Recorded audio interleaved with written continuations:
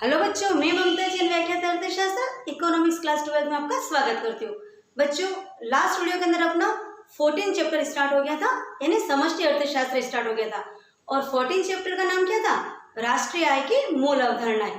तो राष्ट्रीय आय की मूल अवधारणा के अंदर अपन ने देखा था राष्ट्रीय आय क्या है, और उसके साथ देखा था कि राष्ट्रीय आय एक प्रवाह है, और स्टॉक और प्रवाह के बारे में अपन ने विस्तृत देखा था।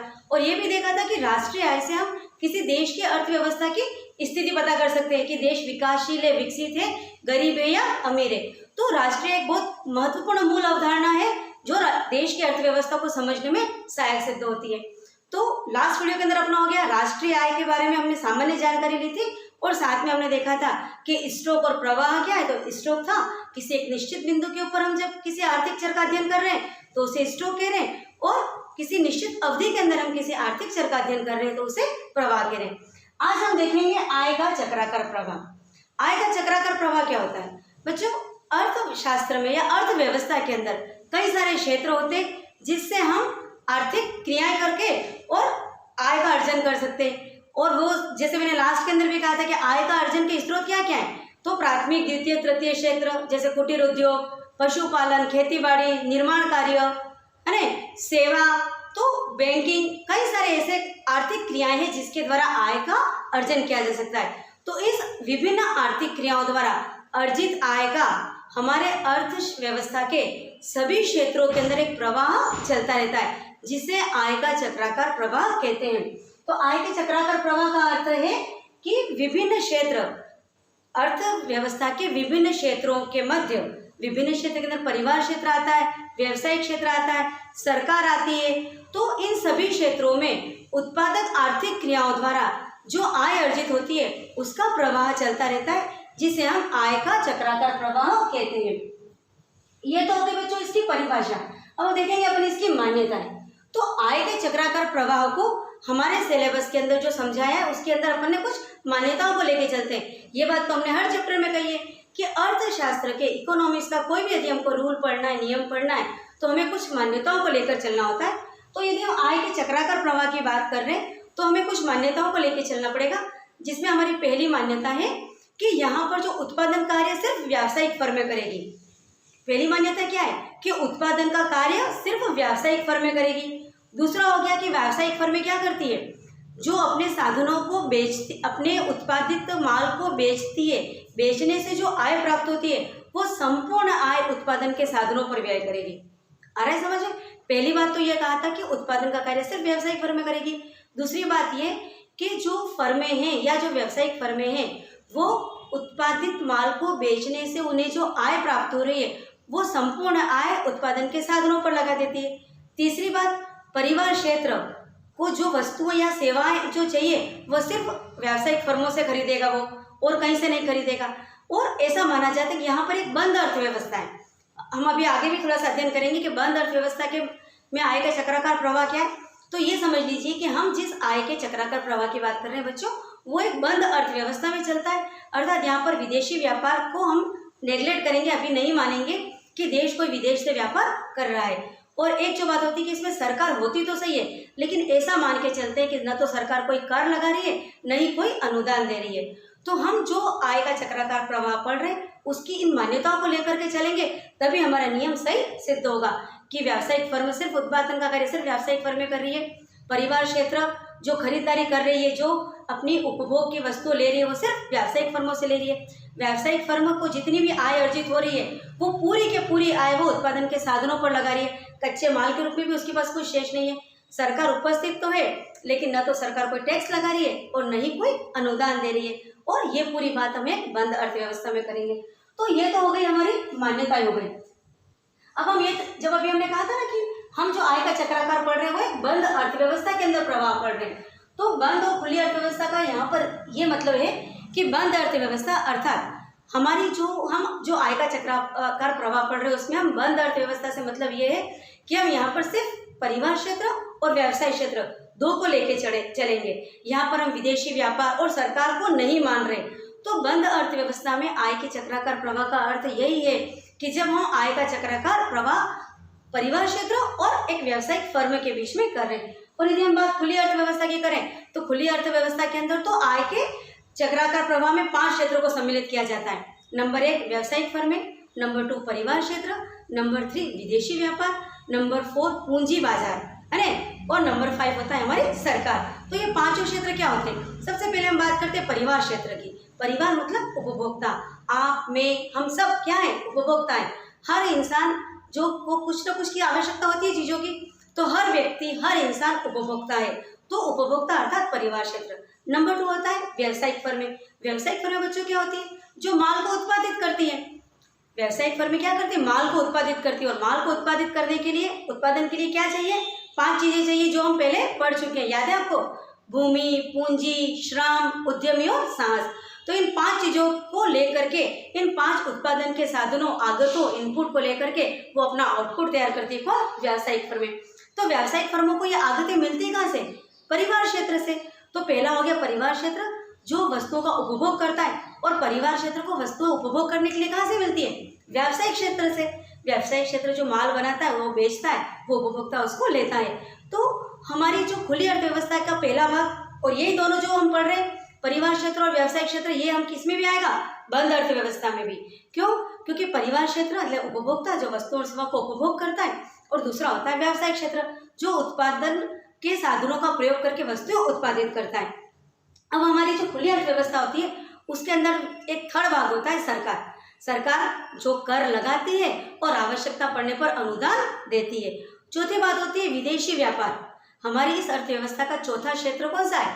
विदेशी व्यापार। क्योंकि कोई भी देश अपने आप में पूरा नहीं होता है, उसे विदेशों से वस्तुओं को निर्यात करना होता है और अपने देश के माल को वहां पर बेच करके आयात और निर्यात भी करता है, और वहां के माल को लेकर के आयात भी करता है। तो हर कोई देश आयात और निर्यात के द्वारा व्यापार करता रहता है। तो खुली अर्थव्यवस्था का जो आय का चक्राकार प्रवाह है, पहला तो परिवार क्षेत्र जो दोनों अर्थव्यवस्था में था, दूसरा व्यावसायिक फर्में वो भी दोनों में थी, और जो सरकार है वो सिर्फ खुली अर्थव्यवस्था में है, और विदेशी व्यापार भी खुली अर्थव्यवस्था में। और इसका 5वां क्षेत्र होता है पूंजी बाजार, है ना।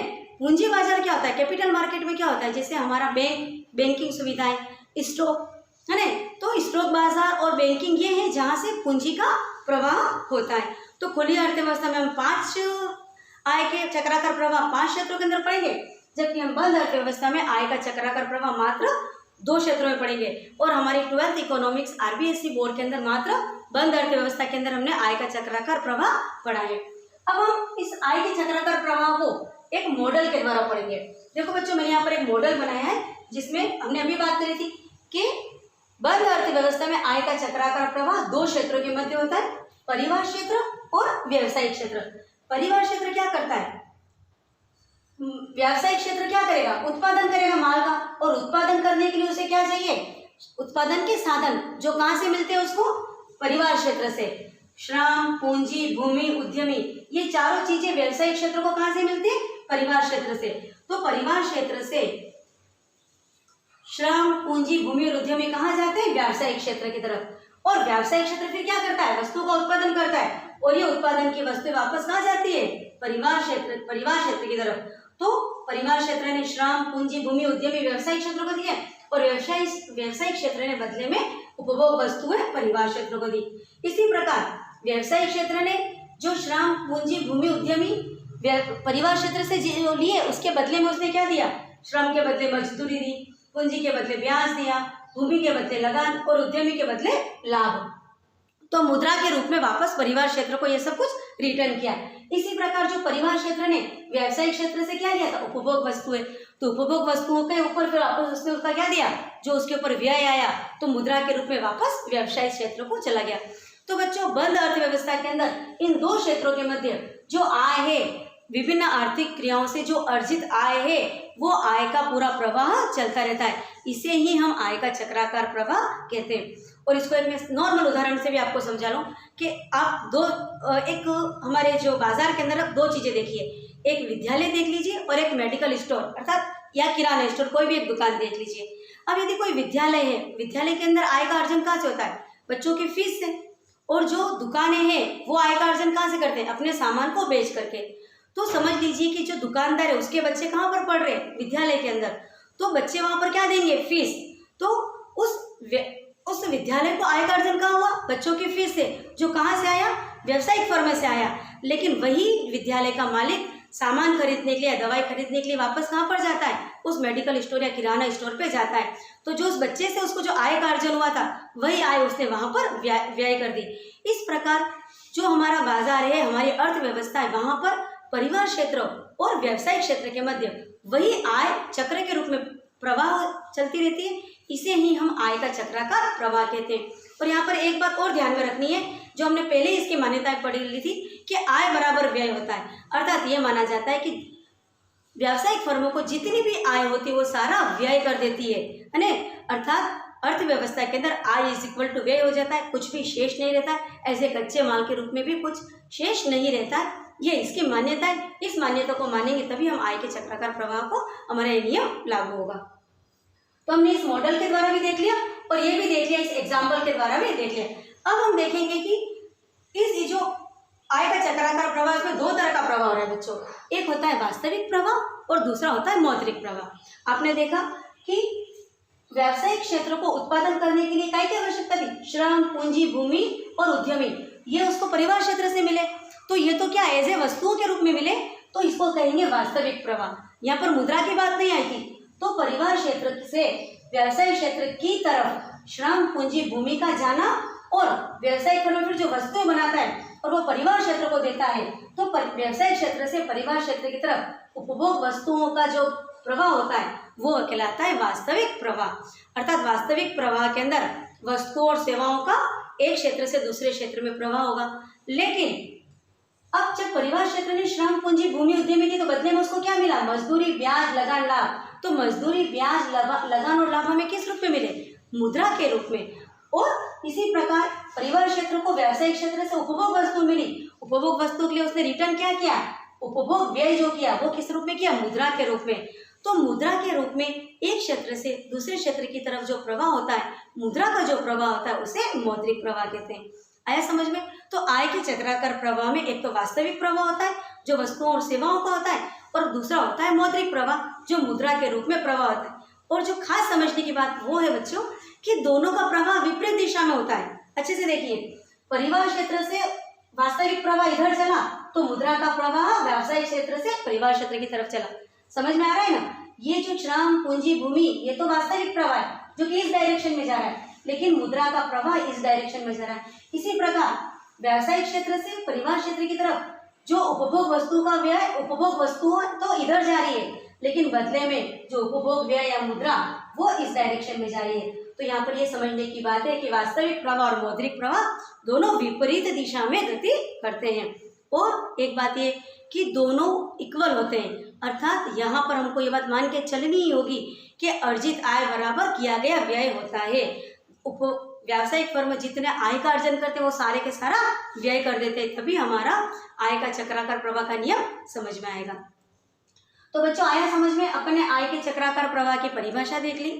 परिभाषा अर्थव्यवस्था के विभिन्न क्षेत्रों में, विभिन्न क्षेत्र के अंदर हम बात मुख्य रूप से व्यवसायिक क्षेत्र और परिवार क्षेत्र की कर रहे हैं। तो अर्थव्यवस्था के विभिन्न क्षेत्रों में उत्पादक आर्थिक क्रियाओं द्वारा अर्जित आय का जो प्रवाह होता है उसे ही आय का चक्राकार प्रवाह कहते हैं। फिर हमने आय के चक्राकार प्रवाह के अंदर मैंने ये भी देख लिया कि खुली अर्थव्यवस्था में आय के चक्राकार प्रवाह के 5 क्षेत्र थे और बंद अर्थव्यवस्था में मात्र 2 क्षेत्र थे।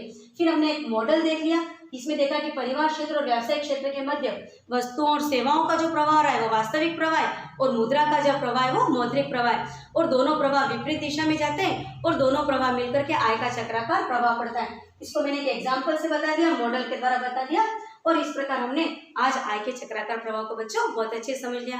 तो आप मेरी वीडियो को अच्छे से देखिए, उसको 1 से 2 बार देखिए तो आपको सारी चीज़ें समझ में आ जाएगी। और वीडियो के जस्ट बाद में मैंने इसके नोट्स के फोटो अपलोड किए, उससे आप अपने नोट्स बना लीजिए।